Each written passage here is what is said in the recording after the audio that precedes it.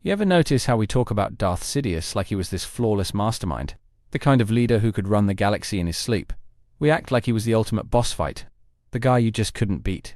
But if you actually stop and think about it, maybe, just maybe, he was a lot worse at his job than we give him credit for. I'm talking bad. Like your boss sends an email about a meeting that could have been a holo call bad. Because yeah, he took over the Republic, turned it into an empire, wiped out the Jedi, and made himself emperor for life. But look closer, and it's basically the story of a guy who built the biggest, shiniest, evil machine in history, and then spent the next 20 years accidentally leaving the keys in the ignition. The man was paranoid, overconfident, and so obsessed with control that he ended up losing it all. And don't get me wrong, the man could manipulate anyone. He convinced the galaxy to cheer as he destroyed their freedoms. He convinced Anakin Skywalker to betray literally everyone he loved. He convinced people that giant planet-killing space stations were a good investment. Twice. But when it came to actually running the day-to-day empire, he was like a chef who can plate a 5-star meal, but can't remember to turn the stove on.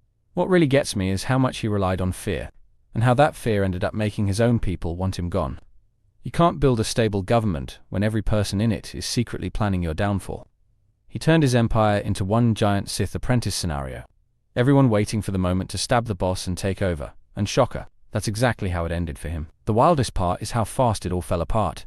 Decades of plotting, years of war, and it took one farm boy with a lightsaber and a moody dad to bring the whole thing crashing down. That's not the mark of a great leader. That's the mark of a guy who built a sandcastle and bragged about it during high tide. In this video, we're going to break down exactly why Darth Sidious might be the single worst leader the galaxy has ever had. We'll talk about his terrible decisions, his obsession with creating enemies, the way his paranoia poisoned his own government, and why his so-called New Order was doomed from the very start. And by the end, you might be wondering how the galaxy ever took him seriously in the first place. When you think about Darth Sidious, the image that pops into your head is probably this all-powerful chess master. A guy who could predict every move before it happened. But what if I told you that image is actually hiding the fact that he might have been one of the worst leaders in galactic history? Not just morally, but strategically, operationally, and in terms of actual results. See, Palpatine sold the galaxy this dream of a strong, stable empire. One where order replaced chaos, where corruption would be stamped out, and where citizens could sleep soundly at night. And yeah, he delivered on some of that, for about 5 minutes, before everything started rotting from the inside. The deeper you look, the more it starts to feel like he was less of a genius ruler, and more of a pyromaniac who built a throne in the middle of the fire he started. He didn't just consolidate power, he drained his own systems dry. He didn't just crush enemies, he made sure new ones kept appearing. And the craziest part is how long it took people to realize it. Because for years, everyone was hypnotized by the spectacle. The clone army marching in perfect formation, the massive star destroyers blotting out the sky, the Emperor's voice promising peace while quietly planting the seeds of his own downfall. You know what drives me nuts about Palpatine's empire? It's how wasteful it was. For all the fear and control, he still burned through resources like a kid with their first credit card. Death Stars, countless star destroyers, planetary blockades, all while ignoring the fact that you can't keep squeezing people forever without them pushing back. And don't even get me started on the Death Star obsession. One of those things costs enough to rebuild half the galaxy. And instead of using that money to strengthen infrastructure or improve supply chains, he put it into a giant target with one tiny weak spot that a single pilot could exploit twice. His paranoia meant every single person under him was disposable. Admirals, governors, even Darth Vader. Nobody could be trusted, which meant everyone was plotting against him.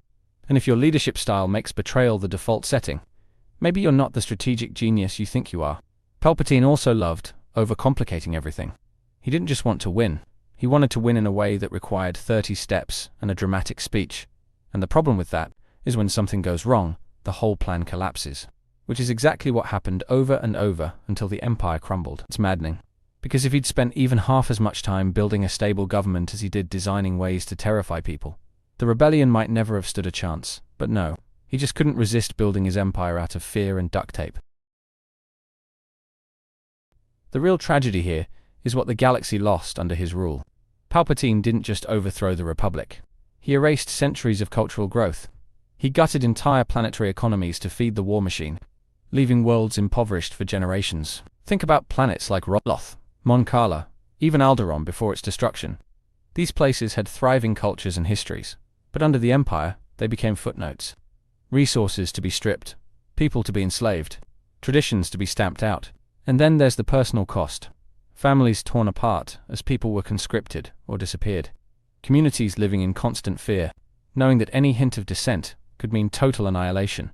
The Empire didn't just kill people, it made them invisible. The Jedi Purge is another wound that never healed. Palpatine didn't just see the Jedi as a threat. He erased them from history, turned them into villains in the public's mind, and by doing so, robbed an entire galaxy of hope and guardianship. It's heartbreaking, because so much of what made the galaxy rich and alive was drained away under his reign. And even after his death, the scars were too deep for many worlds to recover. And yet, I can't pretend the man wasn't terrifyingly effective in certain areas.